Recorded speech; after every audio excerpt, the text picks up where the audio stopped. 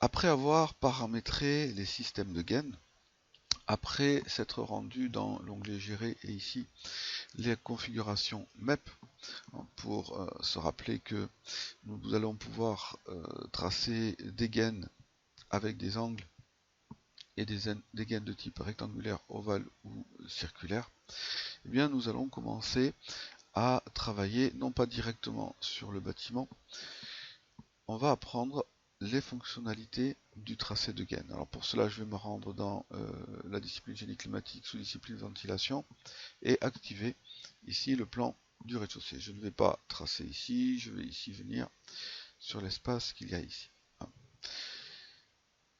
Donc, pour pouvoir réaliser un tracé de gaine, je vais me rendre ici dans Système et m'intéresser à ce qui se passe dans cette partie à gauche. On constate que nous avons ici la possibilité de dessiner des gaines rigides, circulaires, rectangulaires et ovales. Et ici, nous avons l'espace réservé de la gaine. Or, principalement, l'espace réservé de la gaine est justement réservé à la conception des réseaux aérauliques. On n'est pas obligé de passer par là, mais en l'utilisant, nous allons pouvoir mettre en place plutôt le cheminement des réseaux et après transformer cet espace réservé de la gaine directement en gaine. Alors, je vais tout simplement dessiner ici à côté en utilisant l'espace réservé de la gaine. Alors on observe avant toute chose, déjà que le pointeur un petit peu a changé, et qu'ici nous avons des fonctionnalités complémentaires ici, connecter automatiquement, hériter, élévation, la taille, ajouter du vertical, modifier la pente et une étiquette. Mais aussi que l'on a un bandeau qui vient d'être renseigné et nous propose un certain nombre d'options, notamment l'option du diamètre que nous avons référencé dans justement les options de la configuration MEP, puis ici un décalage. Alors ce décalage, Revit nous l'explique que c'est un décalage par rapport au niveau sélectionné. Donc nous avons un niveau rez-de-chaussée. Si nous avons un décalage de 2500, ça signifie que ma gaine va commencer à une altitude ou une altimétrie de 2,50 m par rapport à ce niveau. On va aller ici dans les propriétés pour observer que le fait d'avoir pris l'espace réservé de la gaine, il a présélectionné ici un type de gaine. Alors, il part sur une gaine circulaire, mais si je clique ici sur T coude segmenté, je vois que j'ai la possibilité aussi de récupérer plutôt des gaines ovales ou plutôt des gaines ici rectangulaires. Alors nous irons un petit peu regarder ce que veut dire T et coude segmenté, que nous retrouvons aussi dans les ovales. Et ici, dans les gaines rectangulaires, c'est ce que nous appelons le cheminement. Donc, des options, on voit ici le fait qu'on a la même option ici décalée qu'ici, que le diamètre ici est bien diamètre 125. Voilà, il suffit que je change ici diamètre 160, il va changer diamètre 160. Que je suis en train de tracer un espace réservé de la gaine sur un système. Je rappelle qu'il y a des systèmes qui sont des systèmes de soufflage, de VMC.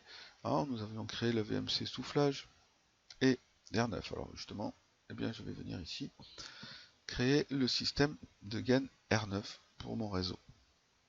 Ensuite, qu'au niveau des débits, tout ça c'est grisé tout simplement parce que c'est Revit qui va me permettre de les calculer lorsque j'aurai connecté les bouches.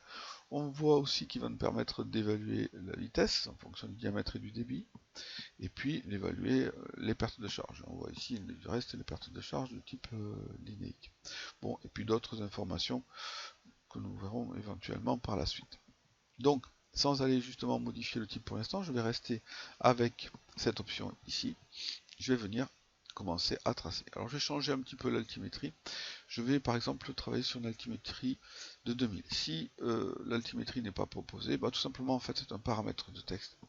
Je vais tout simplement baisser mon altimétrie, la mettre à 1,50 m. Ça signifie que je vais commencer à tracer une gaine en diamètre 160 à partir du niveau rez-de-chaussée à une altimétrie de 1,50 m. Et puis, voilà, je vais commencer à tracer.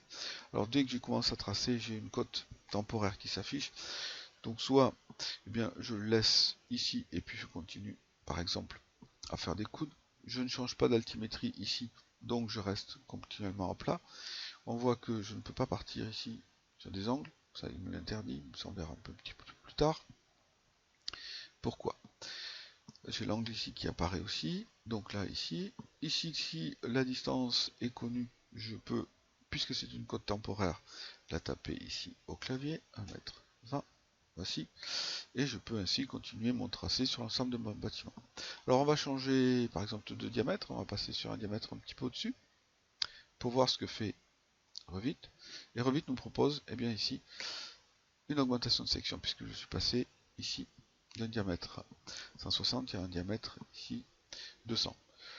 Si je continue à augmenter mon diamètre, il va continuer évidemment à poursuivre ici. Et puis je peux continuer à tracer. J'ai volontairement pris de l'espace pour tracer, parce que si je venais par hasard à prendre ici une trop petite distance, j'aurais probablement un message d'alerte. En effet, l'espace réservé de la gaine est un trait, mais globalement, lui, toujours en train de calculer. Et là, il calcule aussi l'espace qu'il lui faut pour réaliser un coude en diamètre de 150. Donc si je suis trop court, nécessairement, j'aurai des difficultés à réaliser ce coude. Bon, avant de faire ceci, je vais changer un petit peu mon altimétrie. Je vais par exemple passer sur une altimétrie de 2 mètres. Et je vais ici poursuivre mon tracé. Jusqu'à présent, pas d'anomalie particulière. Je vais m'arrêter ici en faisant donc entrée et j'ai OK mon tracé qui est effectué. Voilà. Premier tracé simple, il est à plat. J'ai une augmentation ici de mon altimétrie en ce point-là que je vais pouvoir observer maintenant directement en 3D. Alors comme ici ce n'est juste qu'un espace réservé, je vais lui demander maintenant donc à Revit de me transformer cet espace réservé en gaine. Alors je vais approcher la souris ici de ma gaine, je vais appuyer sur tabulation, ça c'est très souvent utilisé avec Revit, et ici il m'a sélectionné l'ensemble de mon réseau. Je vais donc cliquer. Mon réseau, c'est une classification soufflage. Le type de système que j'ai accepté, c'est de l'air neuf. On se rappelle que la classification, il n'y en a que 3, hein, soufflage, reprise et extraction. Donc c'est bien ici le soufflage. Je vais venir ici, avoir la possibilité de convertir l'espace réservé. En faisant ça, Revit va me transformer tout simplement mon réseau directement en gaine complète. Et on observe bien ici l'augmentation de section, ici les augmentations de section. On voit ici le changement d'altimétrie. On voit le dessin qui a été réalisé. Alors pour l'observer correctement, je vais prendre ici l'ensemble de mon réseau et puis je vais venir dans modifier ici la petite zone qui s'appelle zone de sélection. En fait c'est une zone qui va me permettre d'observer directement en 3D uniquement une petite zone. Alors c'est un petit peu comme nous avons vu, hein, ce fameux bloc capable que l'on peut ici agrandir ici à volonté. Alors, nous allons régler un petit élément. Alors là, il y a un petit objet qui traîne, qui apparaît ici. Je vais le supprimer. Voilà. Donc, on voit bien ici notre réseau. Nous pourrions rajouter ici un petit peu d'ombrage pour voir beaucoup plus correctement ce réseau avec le changement d'altimétrie, puisqu'ici nous étions à 2 mètres et ici. Donc c'est lui qui a réalisé l'ensemble de ce tracé. Plusieurs observations. Déjà, l'observation de l'encombrement des coudes, puisque quand on fait ici un tracé avec un espace réservé de la gaine, on n'est pas trop attentif à la longueur que va représenter ce coude ici, et non plus ici aussi l'espace que va représenter ce coude ici et ce coude ici. Voilà, donc ça c'est la première observation. Si vous faites du tracé en espace réservé de la gaine, attention de prendre suffisamment d'espace ou de le prendre en compte dans notre tête pour éviter les messages d'erreur que va nous lancer Revit en disant attention vous n'avez pas assez de place. Idem pour les rétrécissements ou les augmentations de section, c'est rigoureusement la même chose. Donc première observation. Deuxième observation, elle est sur la couleur des gaines. Alors je suis placé ici en mode plutôt ombré, je vais revenir sur la ligne cachée pour m'apercevoir que la gaine ici, elle a plutôt une couleur bleu ciel. Alors c'est assez curieux puisque normalement, si je reviens dans mon arborescence et dans mon système de gaines, ici, l'R9, si je double-clique, et si je viens ici, le remplacement graphique, le modifier, normalement il aurait dû s'afficher en bleu. Alors pourquoi? Alors ça c'est un phénomène qui est embarqué par le gabarit de génie climatique. Pour l'observer, nous allons tout simplement cliquer sur VV pour faire apparaître le remplacement visibilité graphique. Et pour aller tout à fait au fond ici, dans filtre, et pour s'apercevoir que ici l'R9 est devenu en bleu ciel. Alors ce qu'il faut comprendre, c'est que les filtres en eux-mêmes passent par-dessus les autres paramètres que l'on peut gérer. Donc si vous avez des filtres, méfiez-vous, ils peuvent changer la couleur alors que vous forcez dans vos familles une couleur en particulier. Alors on peut tout simplement les décocher, comme ça ils ne sont plus actifs et on pourra les réactiver, ou éventuellement, pourquoi pas, directement les supprimer.